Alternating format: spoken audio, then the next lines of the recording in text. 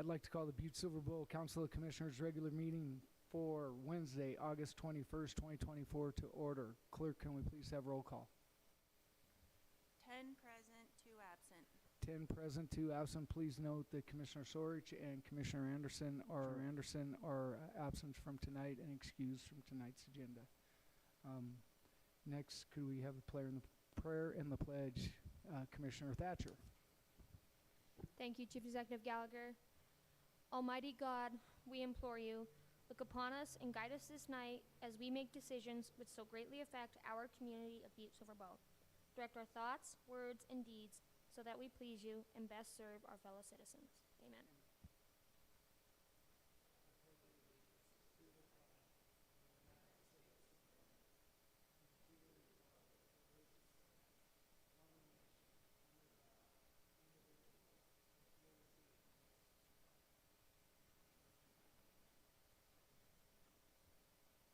Next, we'll move on to any public comment on any item on tonight's agenda. So if you'd like to come forward and speak on any item on tonight's agenda, please come forward, state your name, your address, and what item you'll be speaking about tonight. Seeing none, we'll move on to the approval of the minutes of the August 7th, 2024 meeting. Commissioner Shea. Thank you, Mr. Chief Executive. At this time, I will make a motion to approve the minutes from August 7th, 2024 regular meeting. Second. We have a motion and a second. Is there anything on the question? Could commissioners please vote?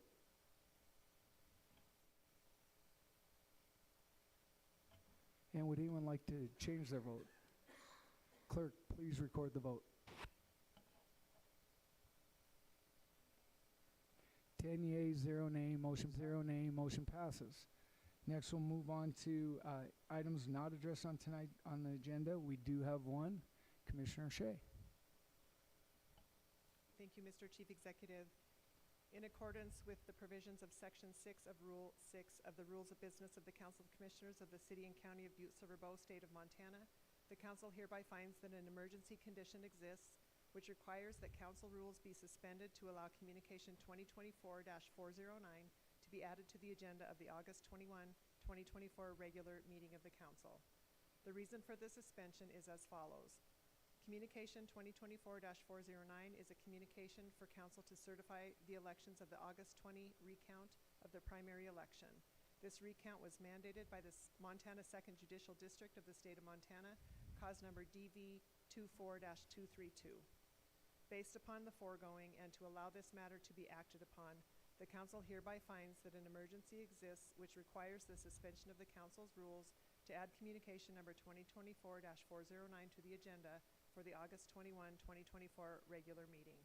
At this time, I make a motion to approve the suspension of the rules to consider placing communication number 2024-409 on the agenda at the August 21, 2024 regular meeting.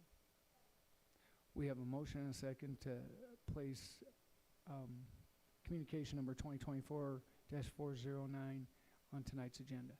Is there anything on the question? Could commissioners please vote?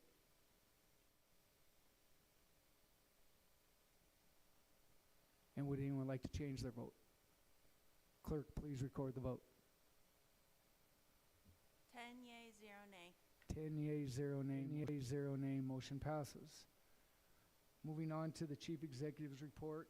As was just noted, we had a recount, and I just want to commend Clerk and Recorder Linda Sazer-Joyce, all the election officials, the Commissioner Shea, Commissioner Sorich, and Commissioner Walker, and all of the volunteers that worked so hard and diligently to recount, and knowing that there was extra scrutiny and people watching what was going on, and I think that they did it at the highest professional level. So I want to personally thank Linda for the hard work of her and all the volunteers and judges as well. And one of the things I would really like to say with that is, you know, people that want to get involved and want to be part of the election process, we need those election judges, we need those volunteers, we need people to get involved. And I know that many of our volunteers have been doing it for many, many years, and so adding some young people to really get involved in that would be most beneficial. And I know Senator Ryan Lynch reached out and wanted to share his thanks as well to everyone involved. So I wanted to pass that along as well. So with that, I think we got a pretty full agenda tonight. So I'm going to close the Chief Executive's report, and we're going to move on to Section 1, bid openings, public hearings, and/or presentations. I believe we have 2 public hearings. So County Attorney, Deputy County Attorney, do we have proof of publication?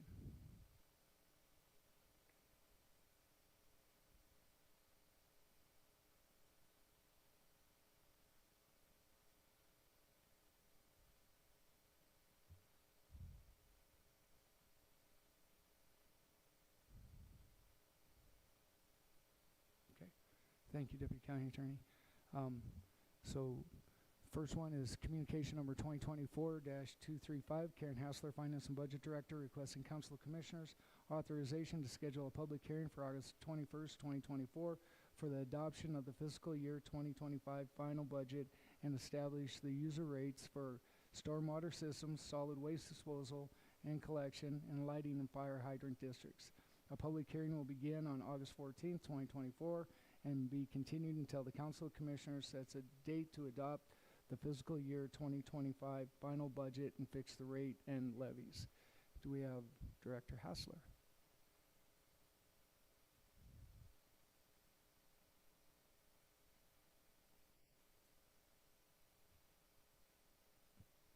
Welcome. Good evening, Chief Executive Gallagher, members of council. Before you this evening, you have 2 handouts, hopefully the last ones that you will see this budget season. The first handout is actually, I'm going to discuss this long sheet of paper. This is the amendments. This is all the amendments that we have seen from the beginning of the budget process. The very back page has the last amendments that we have this evening. The first one is the addition of $2,000 to the elections budget for the clerk and recorder. This is due to the receipt, or she is, I believe, applying for a Help America Vote grant. It's called the HAVA grant, to help offset operating supplies within that budget. There are some additional I guess, adjustments to some SID budgets that we looked at with SID rate analyst Tim Cassidy, and adjusted some of those according to usage on this last year. We also have the very last one that you'll see is a change from SARTA grant that was granted to the Centerville Association for work to be done on their Centerville wall. That project has since been kind of enveloped in the Butte-Silver budget as part of the State and Local Infrastructure Project Act, or SLIPA. And those grant funds, instead of being awarded to the Centerville Association for this project, will just be transferred to the stormwater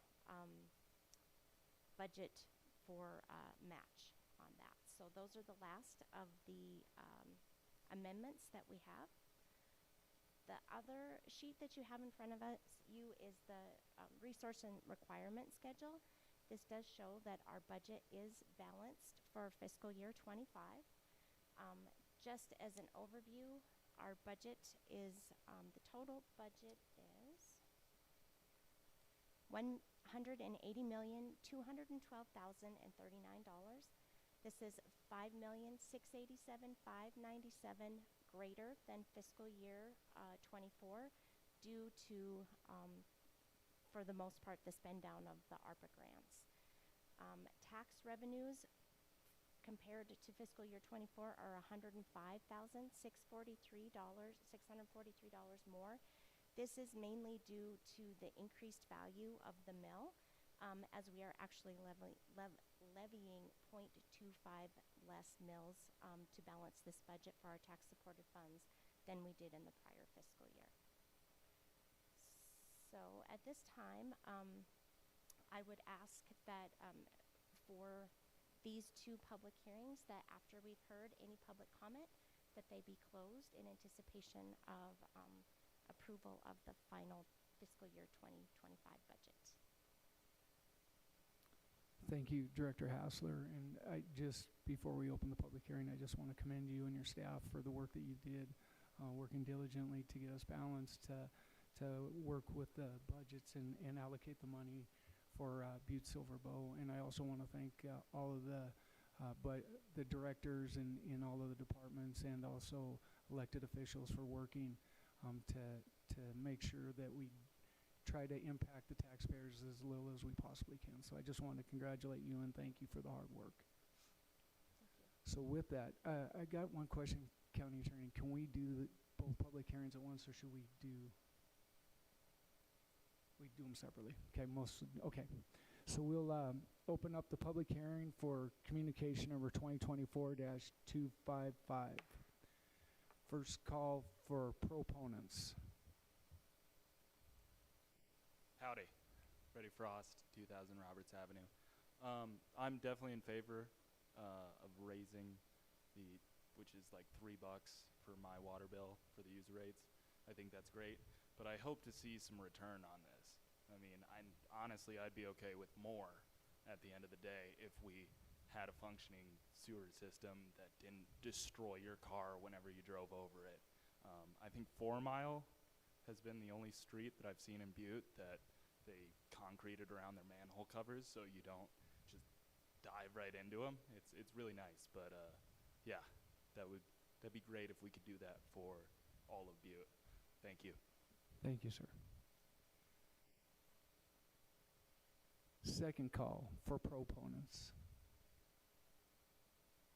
Third and final call for proponents.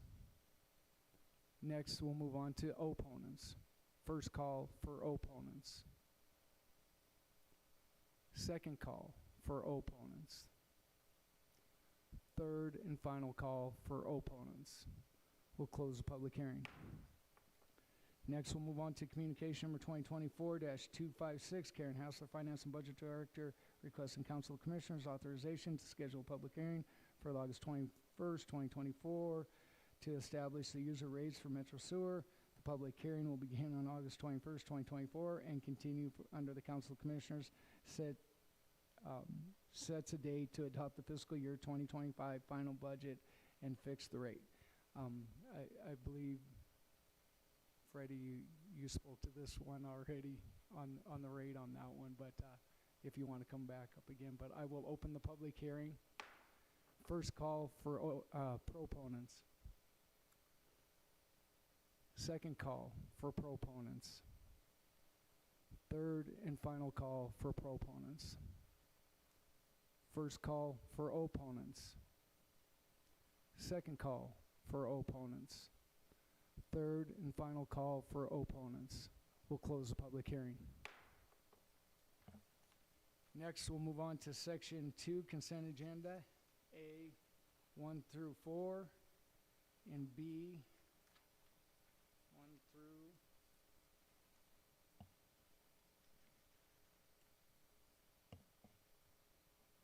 1 through 30. Are there any friendly amendments and or segregations? Commissioner Shea. Thank you, Mr. Chief Executive. I just would like to make a friendly amendment to number 17, 2024-395. The date for that should be September 24th, or September 25th, I'm sorry, not September 4th. So the presentation will be on the 25th. So that's item number 17, friendly amendment to change the date from September 4th to September 25th. Okay. Any other? Commissioner Fisher. Thank you, Chief Executive Gallagher. I would like to segregate communication 2024-392. Do you know what number that is? 14. Okay. And also communication number 2024-407, which is number 29. 29. Okay. So that is item number 14, I believe, and item number 29. Okay. Any other friendly amendments? Okay. Commissioner O'Neill. Thank you, Mr. Chief Executive. I would like to segregate communication number 6, 2024-384. Okay. That's item number 6, communication number 2024-384. And Commissioner Morgan. Thank you, Mr. Chief Executive. I'd like to segregate out of the Personnel Committee, Communication 2024-369. Personnel Committee. Making me fish through these.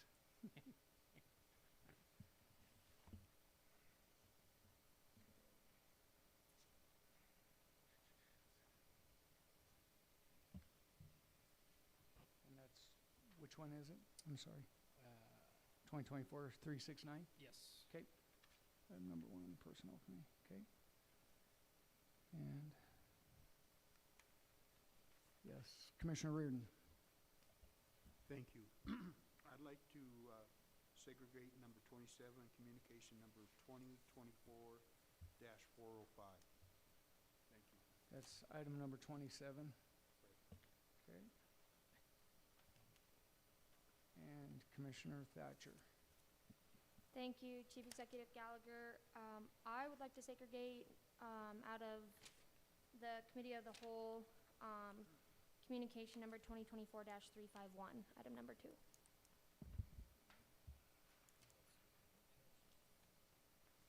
What number was that one? Sorry. 2. 2024-351. Number 2 on the committee. Just trying to find it here. Item number 2.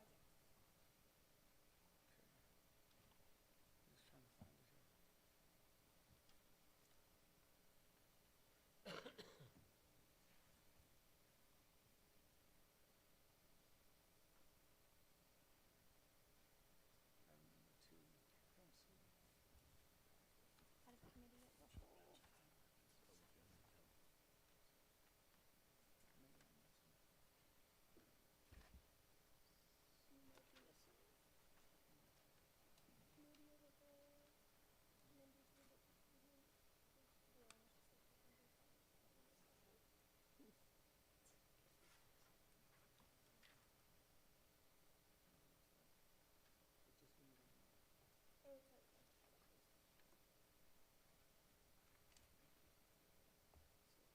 Thanks.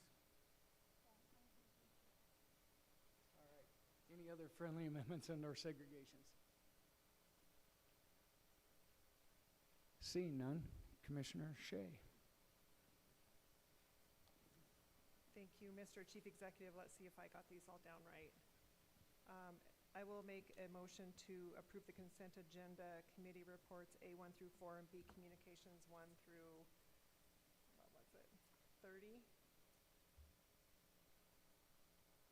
1 through 30, with the exception of item number 6, communication 2024-384, item number 14, 2024-392, item number 27, 2024-405, item 29, 2024-407, communication number 2024-369 from the Committee of the Whole Personnel Committee report, and item number 2 from the Committee of the Whole agenda communication number 2024-351.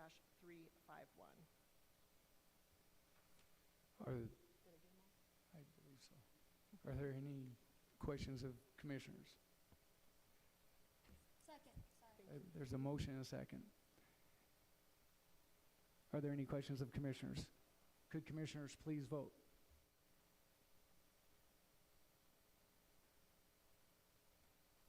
And would anyone like to change their vote? Clerk, please record the vote.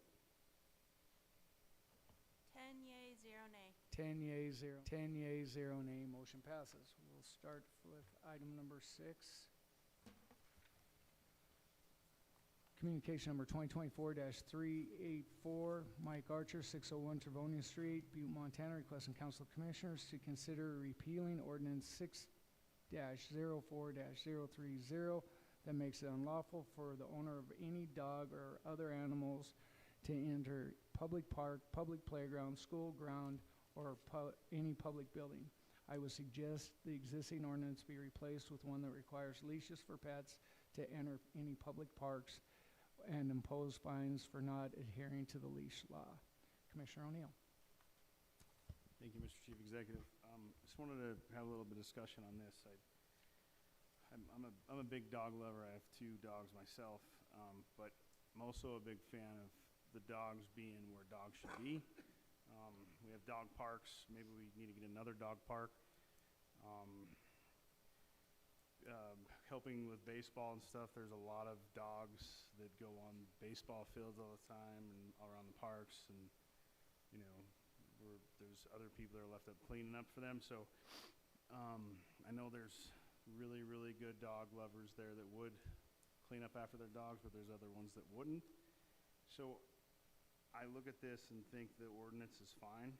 I can't read you what the ordinance is, but I know that there's not supposed to be dogs in the park. And I say that as, again, repeating myself. I'm a dog lover. I think dogs should be everywhere, but there's some places they just shouldn't be. So I think I'm a proponent of not moving something like this forward. I think it's, I know there was mention one time to have another dog park like up by Cinders.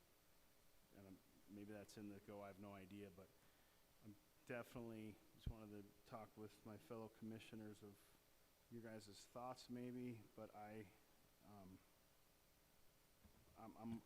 somebody that says no way.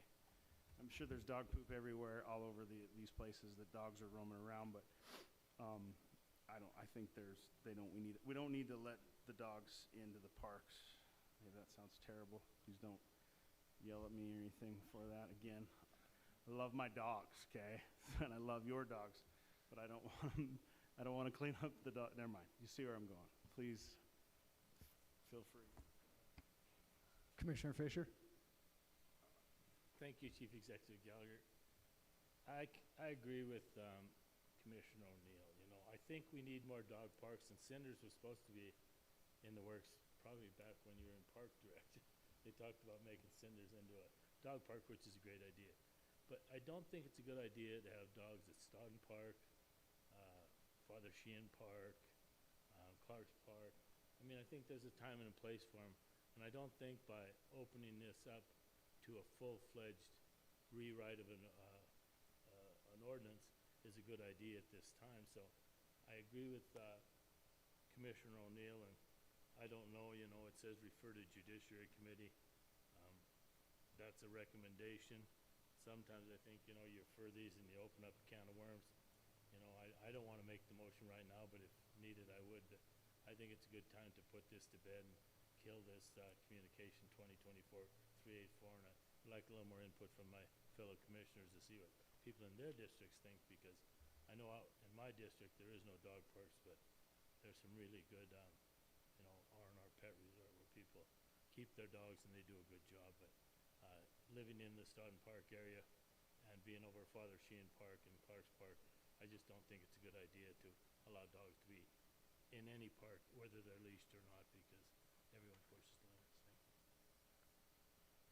Thank you, Commissioner Fisher. Commissioner Reardon, and then Commissioner Shea. Thank you, Chief Executive Gallagher. I get around to these parks for a lot of years and all that, and I have to be in entire agreement. The ownership of these animals and all that fall on the owners themselves, and we have special people out there that don't think they apply to them. I think that the biggest thing that we would have to look at to clean it up, I mean literally, is we have these ordinances and we don't have no enforcement. And early in the morning, I've seen a lot of action and all that stuff. And I mean, there's signs when you go through that Legends Park up there, has a big sign on it. Guy pulls in there, walks over, goes out in the field, and there you go. So I think that, you know, maybe an enforcement scenario and some respect for other people, but I have to agree with Commissioner Fisher and Commissioner O'Neill that if we might be opening up a can of worms, but maybe we should look at if that ordinance has some enforcement, maybe we could get help from like the animal shelter with the dog catchers or something like that, and let them know that there's somebody out there that is kind of monitoring this. I think it would help a lot. Thank you. Thank you, Commissioner Reardon. Commissioner Shea. Thank you, Mr. Chief Executive. I respectfully disagree. I'm not saying that I want to rewrite the entire ordinance or that I would advocate for rewriting the entire ordinance, but I think it's a good question to ask. And I think judiciary is a great place for people to dive into all of the specific areas where dogs and other animals are prohibited and see if there is room for one or some or none of them to be considered as a piece where dogs could be or other animals could be contained and on a leash and be able to visit that area. I don't like to necessarily take a communication from a member of the public without having it see the light of day, I guess, through the Judiciary Committee. So they and other people, these things kind of take time to get legs once they hit our agenda. And I would like to see this one go through the process through the Judiciary Committee to vet it out and allow public to come. Sometimes they don't come, but I think we have an obligation to allow that to happen. So my recommendation, and I will make a motion if necessary once the conversation and everybody's had a chance to comment, but my recommendation would be to go ahead and allow it to go to judiciary just so we can hear it out and see it through. Thank you, Commissioner Shea. Commissioner Mankins. Thank you, Chief Executive Gallagher. I don't think that I was going to see if Mike was in the audience, and I do not see if he is in the audience today. I have an issue with the ordinance. I have an issue, especially with where it says to, replace with one that requires leashes. Leashes don't stop what dogs are doing in parks. We have a no leash on trails right now, and as for someone like Commissioner Reardon and everybody that walks in the morning, and I hear about that the trails are full of what they do, and a lot of them are on leashes. So that's a big issue where we're at. I don't have any problems, there's great dog lovers. I think Commissioner O'Neill just said that, and I think everybody up here that has a dog loves dogs. But right now, I don't think that this is something good for us to continue to want to have dogs in parks. It's a safety issue. Being on leashes or not leashes, it's still a safety issue, and people can't control that. We're asking too many people to do more. What we're really asking, if just the public would just take care of what their specific dog does. And that seems to be a hard issue for everybody to take care of those things.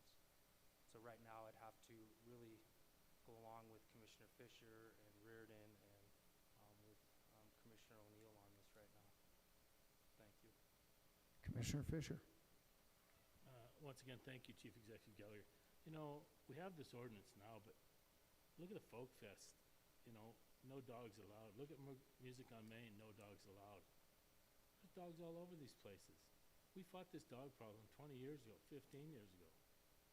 I just don't understand why we'd want to reopen something that we're finally trying to get a little control of. I agree we need more dog parks, and I think we should work on that.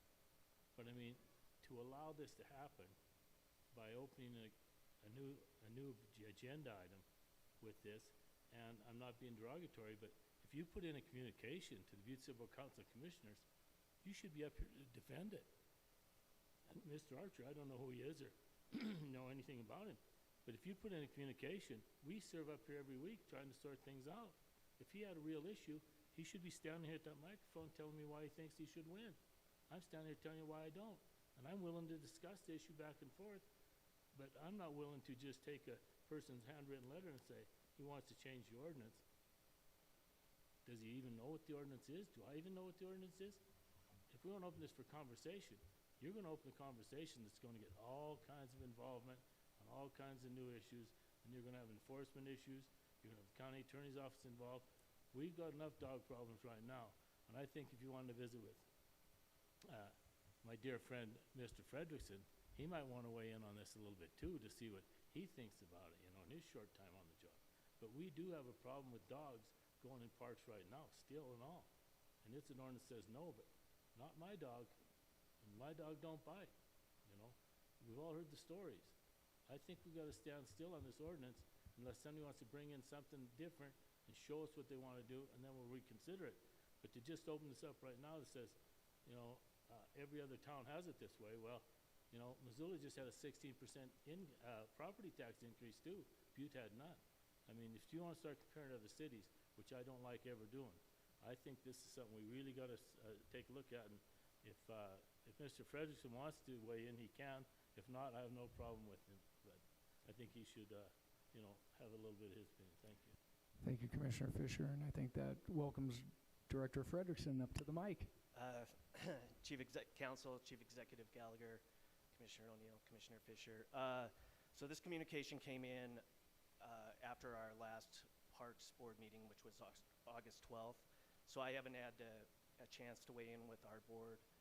So I don't have any idea how they feel about it. I know that we pick up dog excrement in our parks all the time. I know that there was a couple issues that I had with the letter saying that our parks aren't utilized, specifically Chester Steel Park. Our parks are used a lot. And so I disagreed with the letter saying that you know, more people would use our parks. I'm not sure if that's true. Because our parks in Chester Steel in particular is used all the time by folks at St. James and everywhere uptown. As far as Stinger's Fields goes, adding another dog park, I mean, that's certainly considered and certainly on the table. We have Skyline Dog Park, which I admit isn't the nicest dog park, but I'm hopeful that we can put together a plan to make that a little bit nicer and a little bit more inviting. I don't know if I answered your question or not. Thank you, Director Frederickson. Commissioner Thatcher. Thank you, Chief Executive Gallagher. Thank you, Director Frederickson. So I think I have the best dog in the entire world, and he is my best friend. But I think, like Commissioner Fisher said, there is a time and place. And as much as I would love to bring my dog everywhere, I don't think that that's fair to everyone else.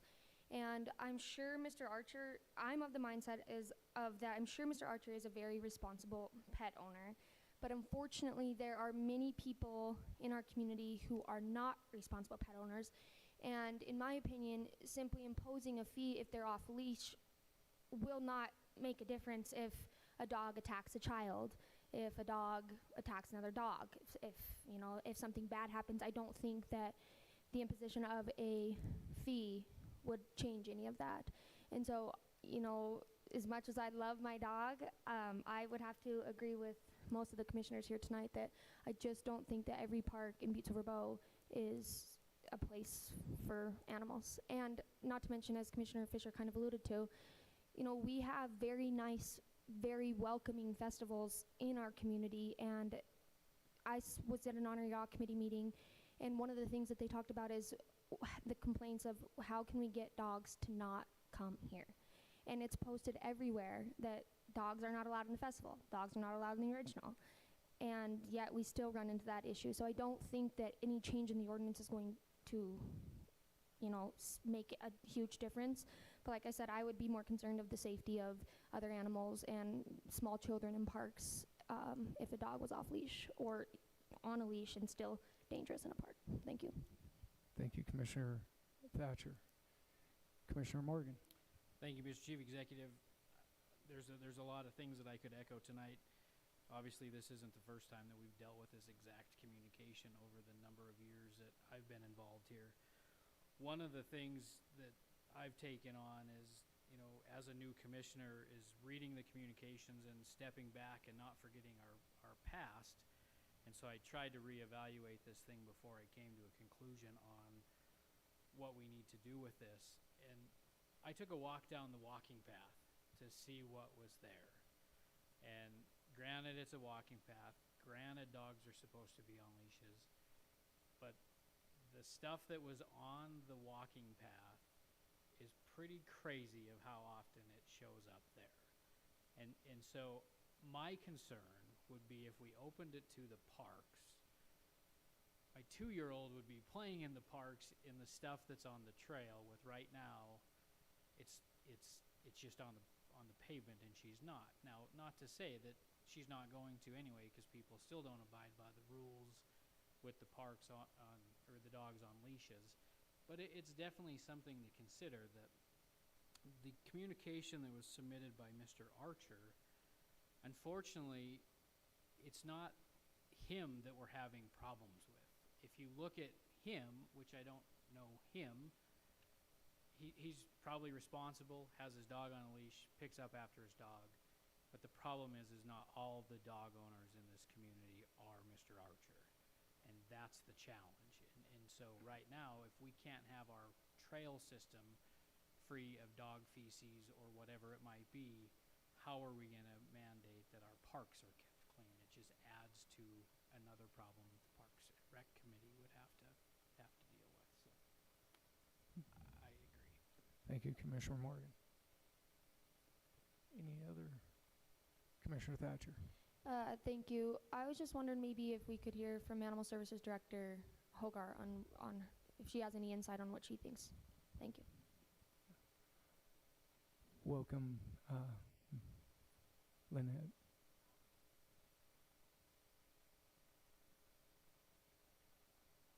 Animal Service Manager Hogart. Thank you. I have quite a lot to say about this issue, and I also have a dog. I work with dogs every day. I obviously love them and love the animals, but dogs are not the problem. People are the problem. People take their dogs into public parks every day right now.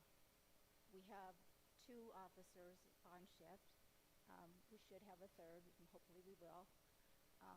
We cannot in any way enforce leash laws in every park currently because there is simply not enough of us to go around.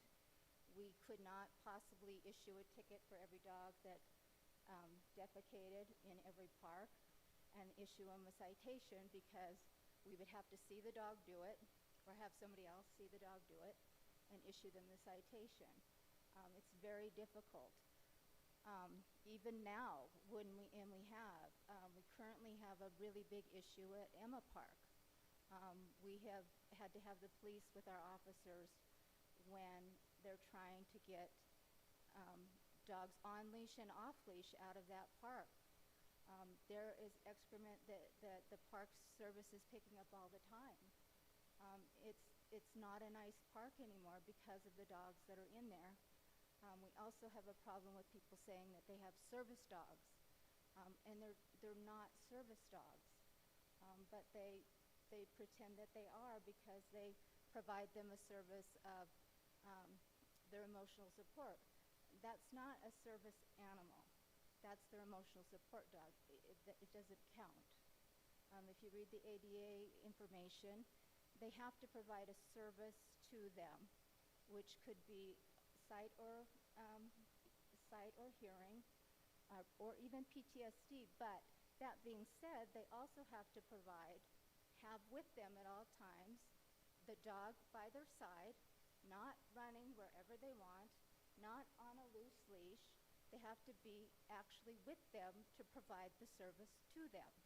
They also have to have a county license and updated rabies on them at all times, not just their collar. They have to have the paperwork. Most of them cannot produce that. Most of them don't have updated rabies. You have dogs in the park where children are playing. It's not a happy place for dogs. Dogs do not enjoy being in crowds. Dogs do not enjoy festivals. Dogs do not enjoy St. Patrick's Day. Dogs do not enjoy the farmer's market. They don't enjoy the folk festival. They don't enjoy it. Their hearing is very sensitive. Their nerves get rattled, and that's when you have problems. It's just not a good idea. More dog parks with better access is great, but having dogs where a lot of people are, softball games, there's nothing for dogs to do at Stodden Park. There's really no place for them to be at Stodden Park unless they're providing a service for somebody that they are with. But we've gotten so used to being afraid to ask somebody what that dog's providing the service for, and you can ask that question. What service is that dog providing you? And if it's my emotional support, that is not a service. You can't take your dog into Safeway and put it in the basket. You can't just take it wherever you want. It would just create a nightmare for my department to try and enforce leash laws. Bite cases would go up. I mean, it would just open a can of worms that I don't think we would be ready for.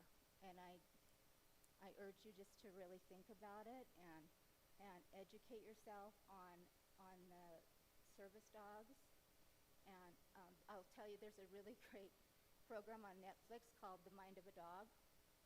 And it is fascinating. Dogs don't think like people. They might enjoy being with you, but they don't enjoy being with 800 other people. So unless you have any questions, that's just my opinion, and it's my officer's opinion, and it would make it really difficult for the parks and for enforcement. So. Thank you, Ms. Holgart. Commissioner Shea. Thank you, Mr. Chief Executive. I have the ordinance pulled up right in front of me, and I think it could use some updating. I'm just specifically looking at Section C, where seeing eye dogs and hearing dogs and dogs being used in law enforcement work are excluded from this section.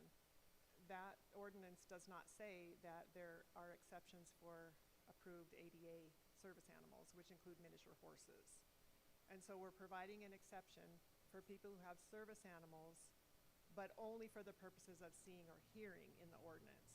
Service animals do a lot of things. Service animals can detect if a person is going to have a seizure. Service animals can get medications out of people's personal belongings and give them to people. I think that if for nothing else, that section needs to be reviewed, and it needs to probably quote language out of the ADA around service animals and providing a service, and then educating people who work in the parks about what do you do when you approach somebody to ask them what the service is that their service animal provides. And so if for nothing else, I think this resolution or this ordinance needs to go to judiciary, so at least that can be addressed. The rest could be flushed out. It can be flushed down the toilet. It sounds like it probably will be, but I'm glad that Manager Hogart brought this up, because in looking at the ordinance, I think it is far too narrow for people with other types of disabilities. Thank you, Commissioner Shea. Commissioner Thatcher, and then Commissioner Morgan. Thank you, Chief Executive Gallagher. I almost forgot your name. I was just a quick question on that then, Commissioner Shea. I guess if we're going to, if your goal is to amend the ordinance within judiciary, that doesn't really go along with his request to repeal the ordinance, that section of the ordinance. So wouldn't, at the very least, then we'd have to put in a communication, because I guess I don't understand why we would refer this to judiciary if he wants to repeal it, when we simply want to just amend a certain section of it. So that's a question to Commissioner Shea. Thank you, Mr. Chief Executive. Thank you, Commissioner Thatcher. The Judiciary Committee can redline the ordinance however they want based off of this communication. They can decline the provisions of what he has requested, or they can approve some of it. They could disapprove of all of it, but make this other recommendation based on the research that will be done through and by the Judiciary Committee to bring it forward.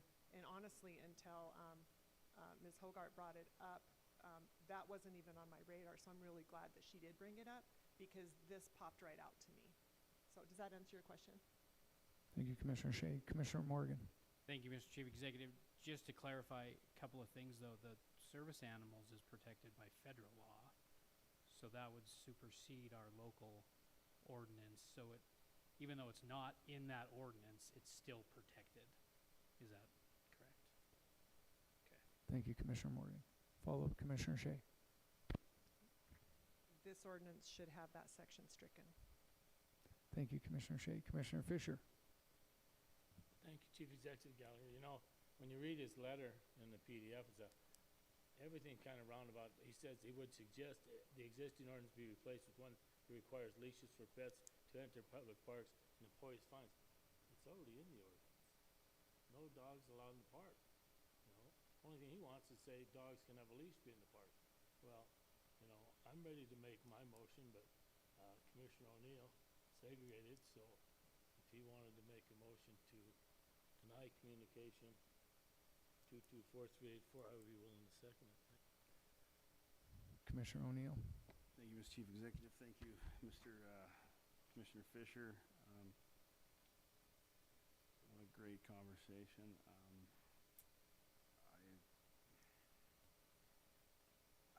My thing is this: is I'm fine with.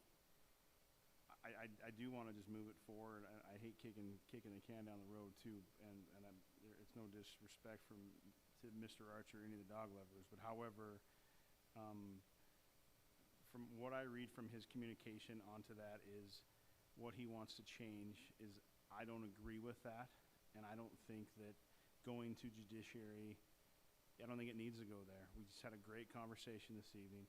Appreciate Mrs. Hogarth's feedback and Mr. Frederickson's. So with that being said, I would like to make a motion that we place communication 2024-384 and just actually, oh shoot, excuse me, I'd like to replace what I just said because I lost it. At this time, I'd like to deny communication number 2024-384. We have a motion and a second to deny communication number 2024-384 and place on file. Okay. Is there anything else on the question? Seeing none, could commissioners please vote?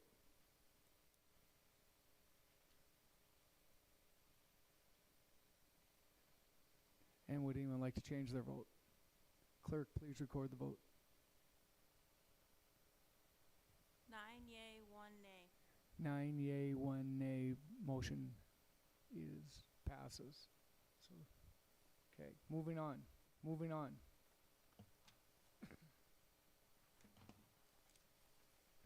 To item number 14, communication number 2024-392. Mike Clegg, Deputy County Attorney, requesting Council of Commissioners authorization to have Chief Executive Gallagher sign the contract with Addictions Counseling Group for services provided to the Butte-Silver DUI Court. Commissioner Fisher. Thank you, Chief Executive Gallagher. The reason for segregating this communication is I have no problem with what's happening, but we're signing a contract with a firm out of Billings where the grant money's coming to Butte-Silver. I'm just curious, why wouldn't we hire a local firm that we're already dealing with on a lot of these subjects, you know, on drug counseling and alcohol counseling and this kind of stuff. And I read through it all, and I see no reason why this couldn't just be given to one of our local businesses instead of going to Billings. But I see no one here to answer my question. Would you? Okay.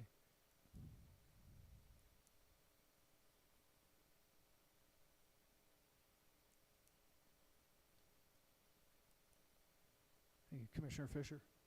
Thank you, Chief Executive Gallagher. At this time, I would make a motion that we hold communication 2024-392 in abeyance until we find the reasoning why we're going with the Billings firm instead of a local firm. Second. Okay. We have a motion and a second to hold in abeyance communication number 2024-392. Is there anything on the question? Could commissioners please vote?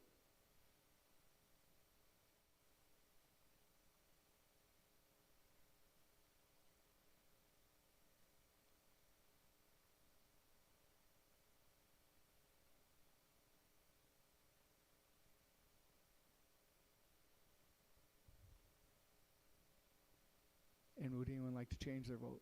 Clerk, please record the vote. 10 yea, 0 nay. 10 0 nay. 10 yea, 0 nay. Motion passes. Moving on to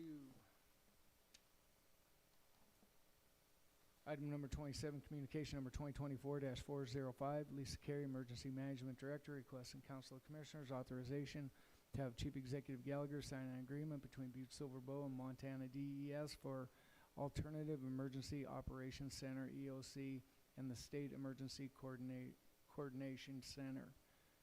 Commissioner Reardon. Thank you, Chief Executive Gallagher.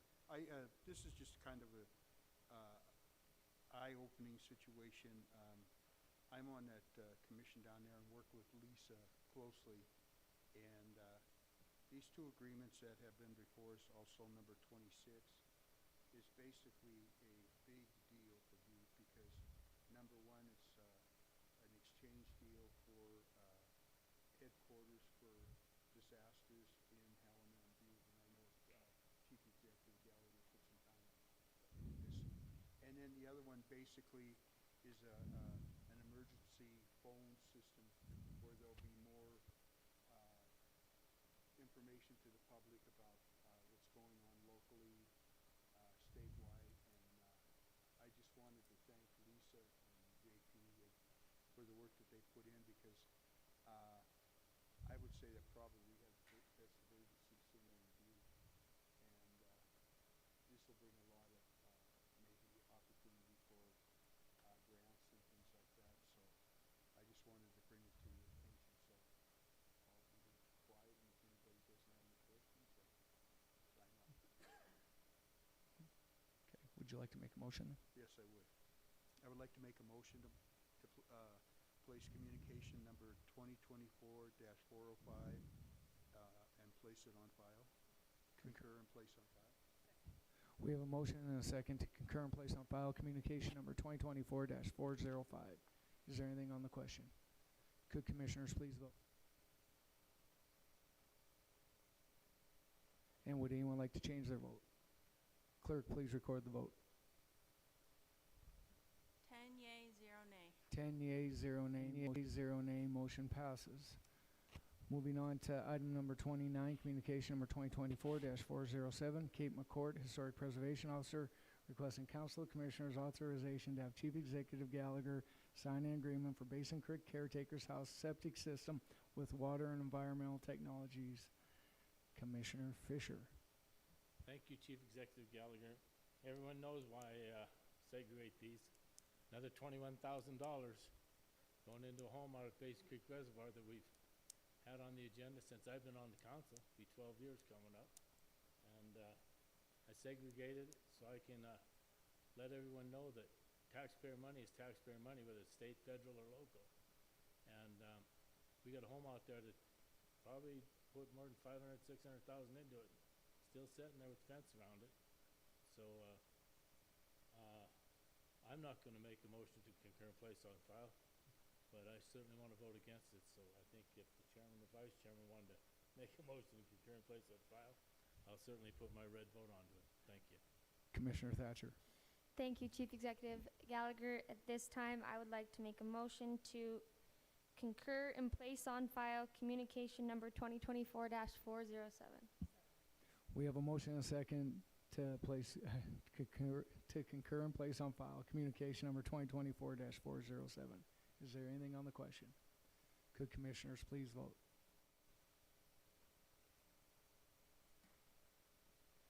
And would anyone like to change their vote? Clerk, please record the vote. 7 yea, 3 nay. 7 yea, 3 nay, motion passes. Moving on to, let's see, out of the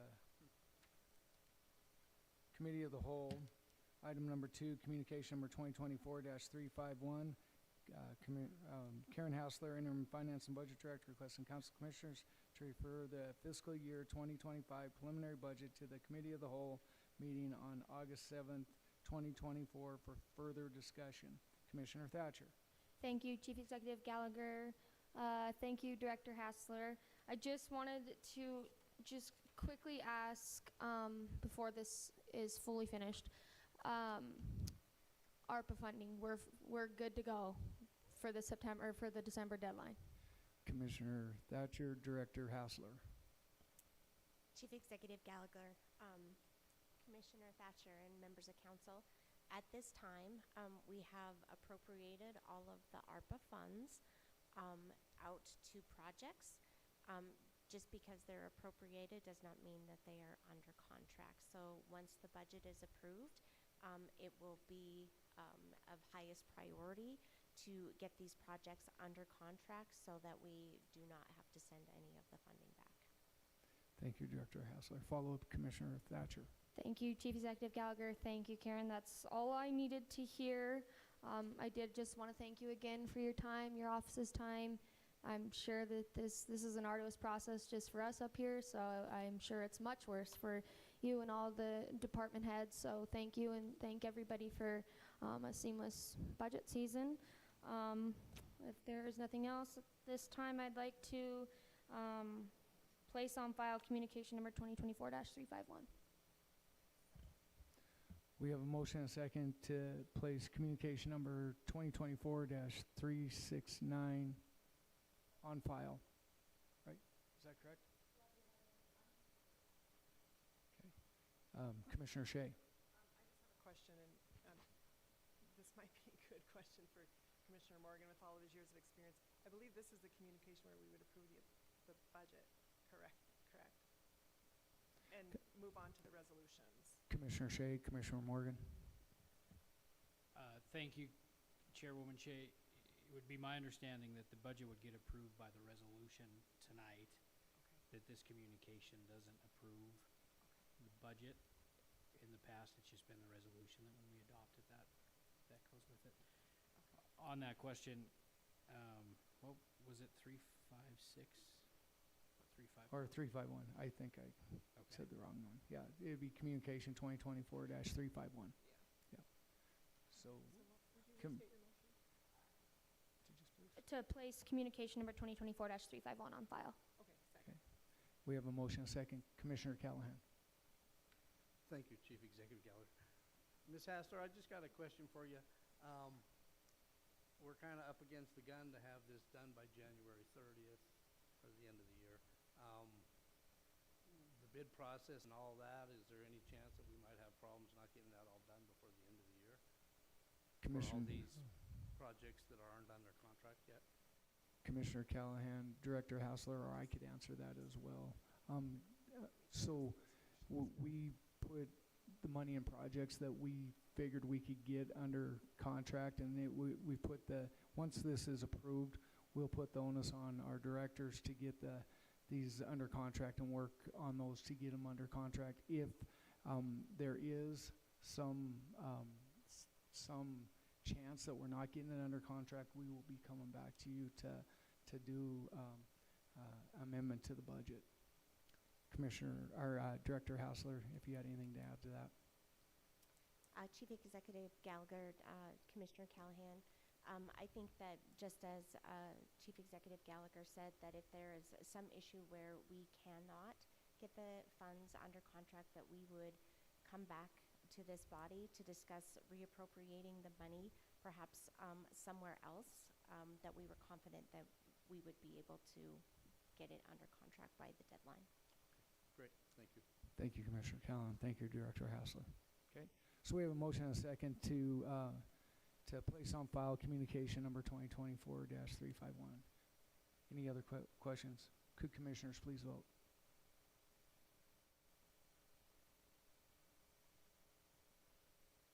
And would anyone like to change their vote? Clerk, please record the vote. 10 yea, 0 nay. 10 yea, 0 nay. Motion passes. Moving on to item number 1 of the Personnel Committee report, communication number 2024-369. Beth Worm, Human Resources Director, requesting Council of Commissioners authorization to take the next step in the implementation of the Communication and Management Services LLC CMS non-union classification system, specifically by bringing 9 positions up to the identified minimum pay rate for their respective roles, totaling $35,042.80. Commissioner Morgan. Thank you, Mr. Chief Executive. When I segregated this, I for one appreciate the work that goes into this process. I know what went into it. I know how difficult they are. Again, I've been through a process similar to this before. My only question on it as a newer commissioner, it would be nice to see how the philosophy is based. And I was hoping that maybe you could ask your HR director to come before council and kind of give us a lowdown of what that pay structure looks like, what the plans for implementation are, just so that we as council know that. Because if it's been like the past, people will be calling us, asking us why they didn't get a raise, or why they didn't get enough raise, or why somebody else got it and they didn't. And right now, I don't feel I would have that answer. So not that I'm opposed to this, but I would like to refer it to the committee of the whole so that maybe we could have a few of those questions answered, if that would be okay. On the other side of it too, I realize that the personnel committee report wasn't added to the consent agenda under committee reports. So just for future, we'll have to watch that. So at this time, I would just make a motion to refer this to the committee of the whole so that we can have a discussion on it, if that would be okay. We have a motion and a second to refer communication number 2024-369 to the committee of the whole for further discussion. Is there anything else on the question? Commissioner Fisher. Thank you, Chief Executive Gallagher. When we sent that out of the Personnel Committee, wasn't that supposed to come to the full council for approval? Yes. I think that it didn't get put to the. Yes. Thank you. So I think Yeah. we don't have a choice. So, what was the motion? Commissioner Morgan. So the original, the communication that came out of the personnel committee report, the motion was motion to move to full council to concur and place on file. Right. So it needed to get put on. It needed to be added to the committee of the whole if that was the true intent of the committee. I didn't realize that. So, but don't worry, we just made the motion to move it to the committee of the whole. Correct. Thank you. So is there anything else on the question? Okay. So the motion is to move communication number 2024-369 to the committee of the whole. Is there anything else on the question? Could commissioners please vote?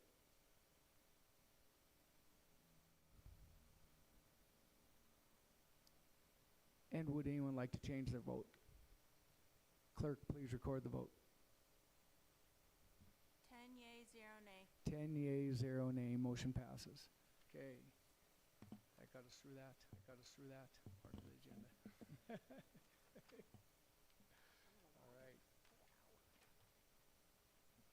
Next, we'll move on to section 3, ordinance and resolution introduced to judiciary. We have one to please take a look at. Moving on to section 4, ordinances and resolution for the suspension of the rules. I believe we have 7, and we added one at the end today. Commissioner Shea.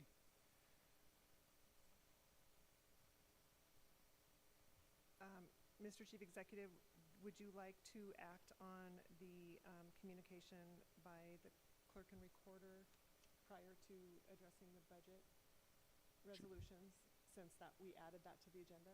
Sure. So, Okay. so if we want to do ordinances and resolutions for the suspension of the rules, we would be adding that for the suspension of the rules as well. So if we wanted to act on that one first, we could go communication number 2024-409 is communication for the council to certify the results of the August 20th recount of the primary election. This recount was mandated by the Montana 2nd Judicial District of the state of Montana, case number DV24-232. Commissioner Shea. Thank you, Mr. Chief Executive. I'm wondering if Clerk and Recorder Sager Joyce would like to address the council, if she has any new information to share with us. Welcome, Clerk and Recorder Sager Joyce. Good evening. Thank you for having me. For the record, I'm Linda Sager Joyce, Clerk and Recorder and Election Administrator for Butte-Silver Bow. I'd like to thank the commissioners who participated in the recount. It was not the most fun we've ever had, But it was a very good job done by the commissioners and the election judges, counting ballots and sticking with us and making sure that the legislative senators investigating committee, well, they're not a committee group, being open with them and providing information.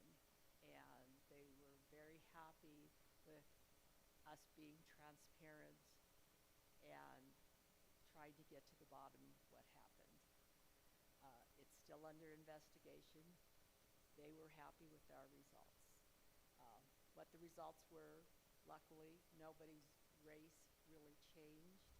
The number of votes changed, but the people who appeared to be the apparent first and second candidates moving into the general still are, with the exception, there was one race that was an exception, which was the precinct man in precinct 12.4, and that race did flip, but that was a race for a party precinct person, so that race is not on the general ballot.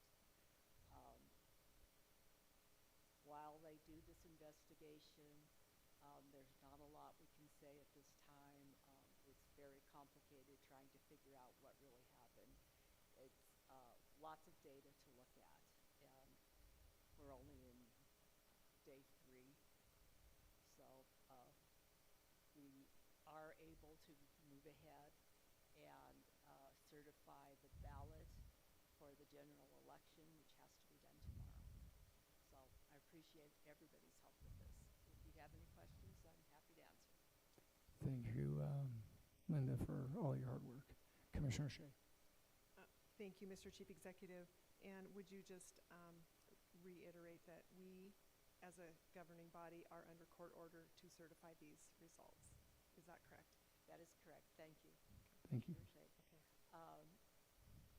While we are not, you don't have to agree with the process.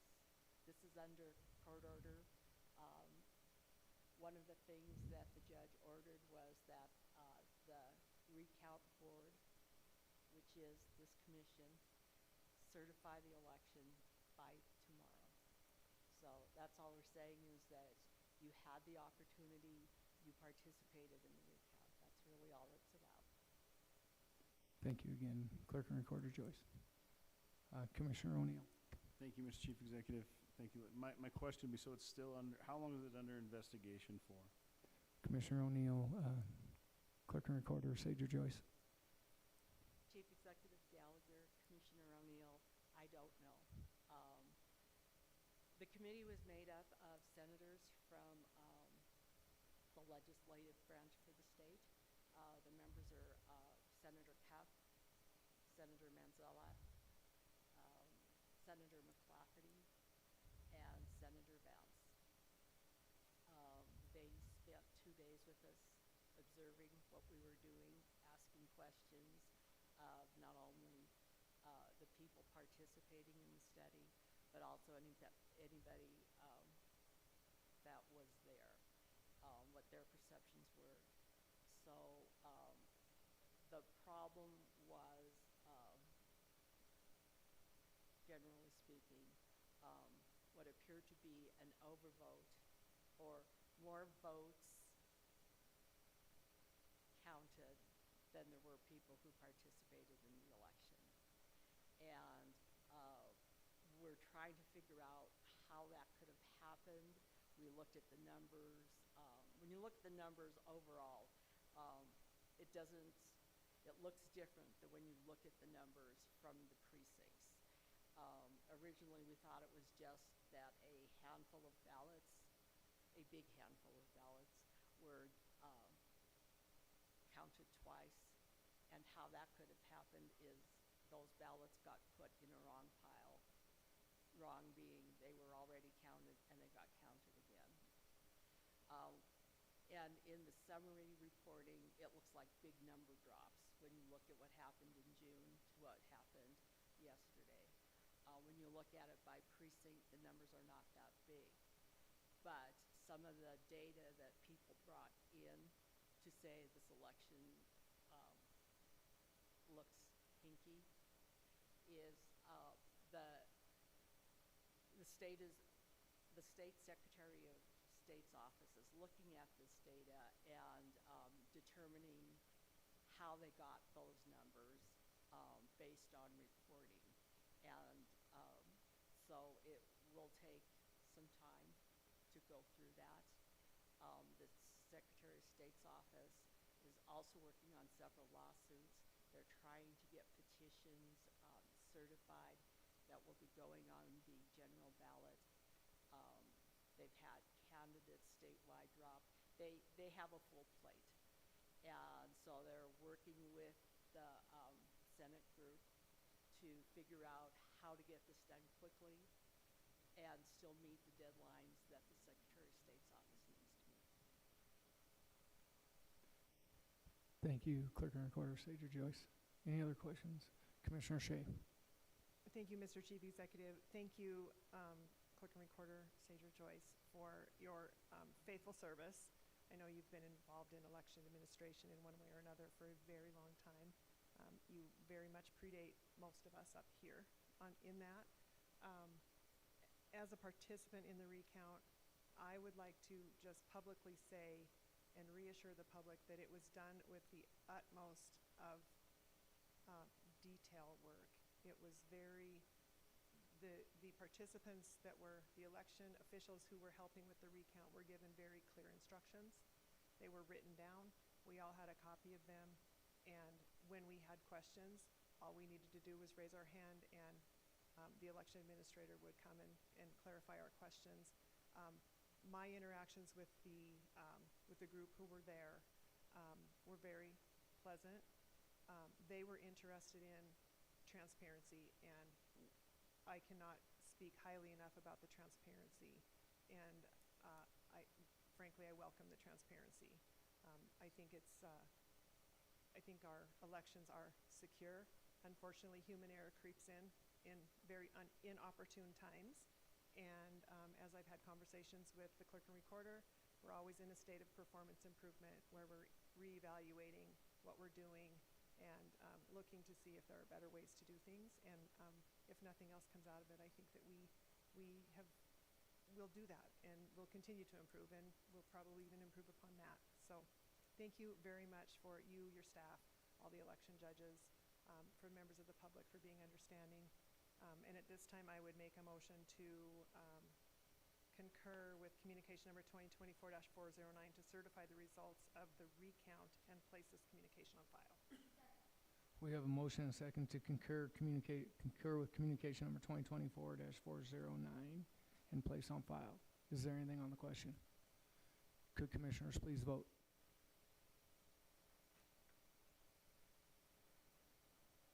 And would anyone like to change their vote? Clerk, please record the vote. 10 yea, 0 nay. 10 yeas, 0 nay, motion passes. Moving to section 4, ordinances and resolutions for suspension of the rules. We do have seven of them tonight. Commissioner Shea. Thank you, Mr. Chief Executive. At this time, I move for the suspension of the rules for the purpose of passing, oh wait, hold on a minute. That's not right.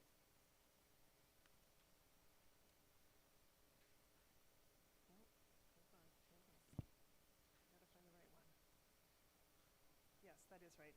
I move for the suspension of the rules for the purpose of passing resolutions number 2024-30, 2024-31, 2024-32, 2024-33, 2024-34, 2024-35, and 2024-36 by waiving subsection 7 of Rule 36 of the Rules and Order of Business of the Council of Commissioners, thereby having these considered for advanced passage without reference to the Judiciary Committee.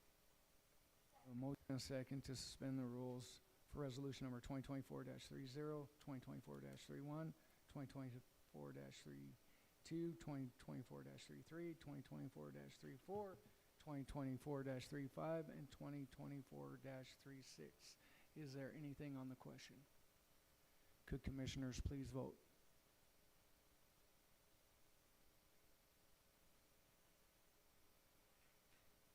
And would anyone like to change their vote? Clerk, please record the vote.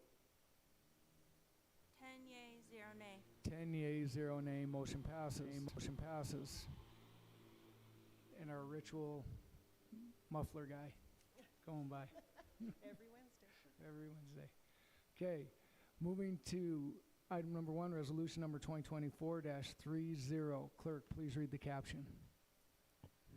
A resolution adopting the final budget of the city county of the Butte-Silver, state of Montana for the fiscal year 2025, setting levies for the fiscal year 2025 based on the value of a mill of 101,283,000 city county-wide, 81,462,000 urban services, and 101,283,000 for suburban services, and declaring that all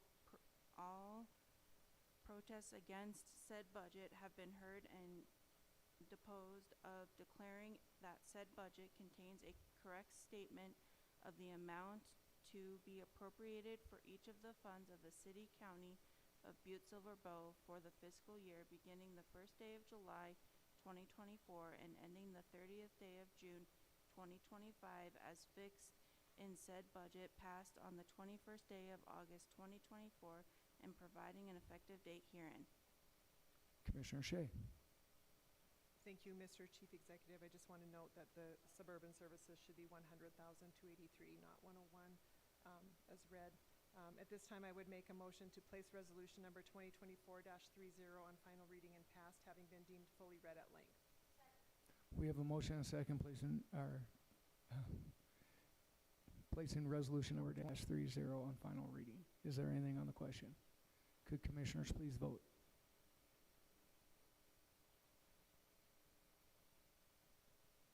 And would anyone like to change their vote? Clerk, please record the vote. 10 yea, 0 nay. 10 yeas, 0 nay, motion passes. Moving on to resolution number 2024-31. Clerk, please read the caption.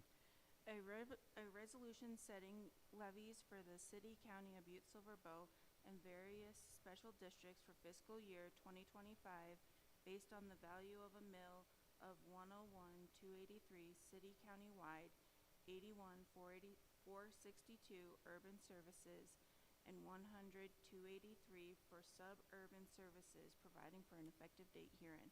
Commissioner Shea. Thank you, Mr. Chief Executive. At this time, I would make a motion to place resolution number 2024-31 on final reading and passed, having been deemed fully read at length. We have a motion and a second placing resolution number 2024-31 on final reading. Is there anything on the question? Could commissioners please vote?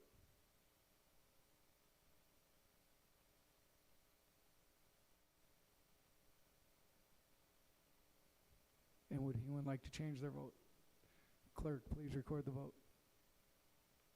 10 yea, 0 nay. 10 yeas, 0 nay, motion passes. Moving on to resolution number 2024-32. Clerk, please read the caption. Resolution fixing the rates and service charges for the fiscal year 2025 against the property from which solid waste is to be collected and removed from each individual dwelling, collecting unit from the purpose of defraying the cost and expense of collecting and removing said solid waste, levying and establishing a landfill facility access fee for the fiscal year 2025 against the property from which a solid waste is to be disposed of for each individual disposal unit for the purpose of defraying the cost and expense of maintaining and operating said solid waste disposal facility and establishing a fee schedule and providing an effective date herein. Commissioner Shea. Thank you, Mr. Chief Executive. At this time, I would make a motion to move resolution number 2024-32 to final reading and passed, having been deemed fully read at length. We have a motion and a second placing resolution number 2024-32 on final reading. Is there anything on the question? Could commissioners please vote?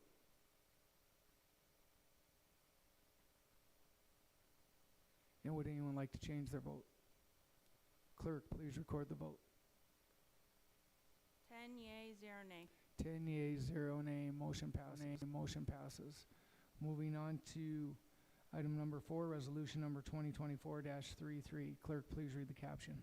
A resolution fixing and establishing Metro stormwater utility rates and service charges for the operation, maintenance, and capital improvement of the Metro storm sewer system by the city, county of Butte-Silver, Montana for the fiscal year of 2025, providing for an effective date herein. Commissioner Shea.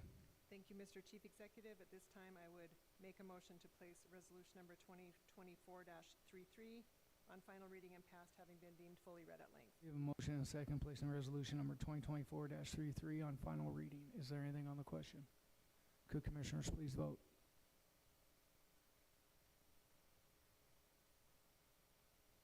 And would anyone like to change their vote?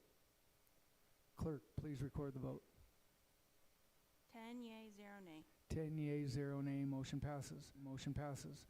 Moving on to item number 5, resolution number 2024-34. Clerk, please read the caption.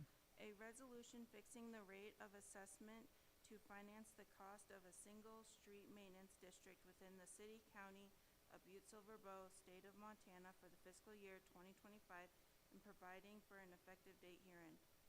Commissioner Shea. Thank you, Mr. Chief Executive. At this time, I would make a motion to place resolution number 2024-34 on final reading and passed, having been deemed fully read at length. We have a motion and a second placing resolution number 2024-34 on final reading. Is there anything on the question? Could commissioners please vote?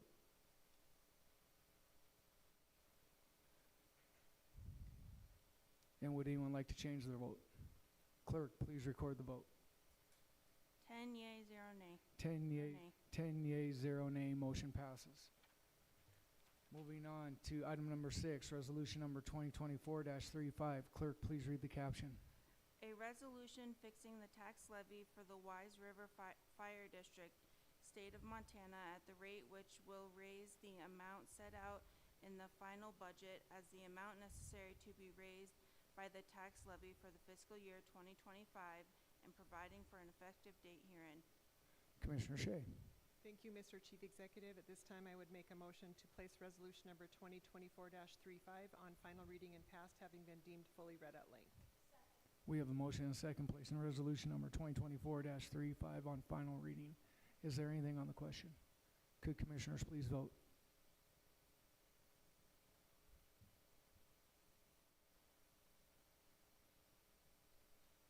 And would anyone like to change their vote? Clerk, please record the vote. 10 yea, 0 nay. 10 yea, 0 nay. Motion passes. Motion passes. Moving on to item number 7, resolution number 2024-36. Clerk, please read the caption. A resolution fixing a 1 mil tax levy for search and rescue operations for the fiscal year 2025 and providing for an effective date herein. Be it resolved by the Council of Commissioners of the City and County of Butte-Silver, state of Montana. Commissioner Shea. Thank you, Mr. Chief Executive. At this time, I would make a motion to place resolution number 2024-36 on final reading and passed, having been deemed fully read at length.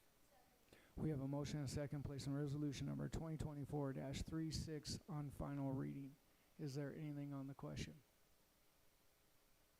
Could commissioners please vote?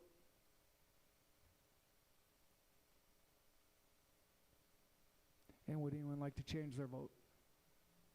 Clerk, please record the 10 yea, 0 nay. 10 yea, 0 nay. Motion passes, and I just want to say congratulations to everyone here for passing the fiscal year budget for 2025, and thank you for all the hard work to the finance and budget and all of the directors and elected officials for working so hard. So with that, let's move on to calendar and other meeting and events. Please note all of the times and places of those meetings and events. And next, we'll move on to any public comment on any matter not on the agenda tonight. If you'd like to speak on any matter not on the agenda tonight, please step forward. Seeing none, do commissioners have any announcements? Seeing none, I know that this weekend is an event up at the World Museum of Mining, I think a rhythm and blues brew fest. So if you can, go up and support that. With that, I would take a motion to adjourn. We have a motion and a second. All in favor, signify by aye. Opposed?